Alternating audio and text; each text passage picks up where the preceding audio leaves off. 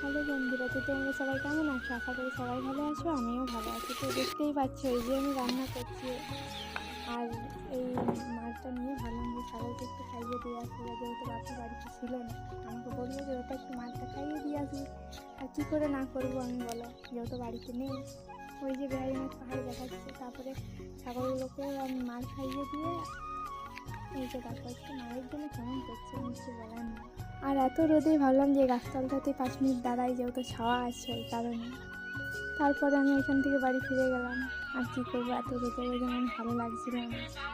তারপরে এসে বলে দেখছি সবজিটা হয়ে গেছে, সবজিটা না আমিও স্নান করতে ঢুকে গেলাম। এত রোদ, কিছু বলার নেই। এই যে স্নান করে চলে এসেছি, দেখতেই পাচ্ছি মানে স্নান করেও আমি কোনো শান্তি পাচ্ছি না, যে একটা কোনো কিছু ফিল হচ্ছে, কিছুই হচ্ছে না। মানে প্রচণ্ড গরম রোদ, মানে দুটোই একই আছে। আর কী বলবো, মানে ভাবলাম যে 5 মিনিট রোদে যায়, যা রোদ মানে কিছু বলার নেই। তারপরে খাবার টাবার খেয়ে গেলে তারপরে আমি ড্রেস করলাম, ড্রেস করে দেখছি ব্যাগটাও গুছোতে হবে, ব্যাগটা না গুছিয়ে হবে না। তারপরে এখন টাইমটা 2:30টার সময়, যেহেতু ক্লাস আছে। তারপরে এই যে রেডি হয়ে এবার আমি বার হই। এত বাইরে রোদ, কি বলবো, মানে কিছু বলার নেই। যে না গেলেও চলবে না, মানে বললেও কিছু। তারপরে ওই যে ভাই বলছে যা, বাসটা চলে গেলে চলে গেলে, আমি যাচ্ছি তারা। আর দেখতেই পাচ্ছ যে বাসটা কোন কোন জায়গা যায়, আরও ওই সাইডেও ছিল, তো ওই সাইডেটা আমি নিতে এতটা টাইম হলো না।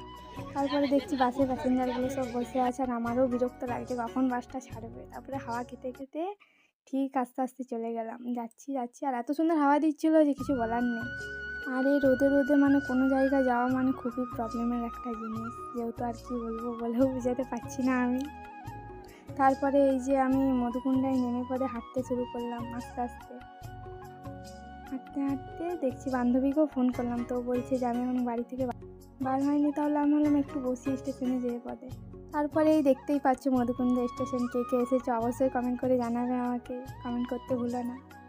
তারপর কিছুক্ষণ পর ওই যে আদ্রা থেকে একটা ট্রেন এলো 2:11-তে, তো ভালো লাগলো দেখে পদে যে মামার বাড়ি যাচ্ছে ট্রেনটা।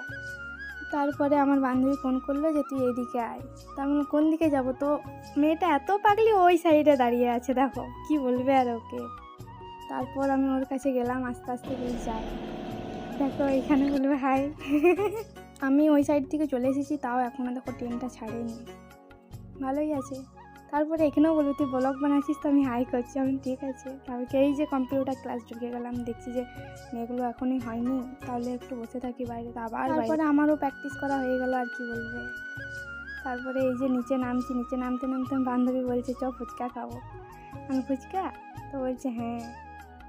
আমি ঠিক আছে চ তাহলে ফুচকা খাবি তো।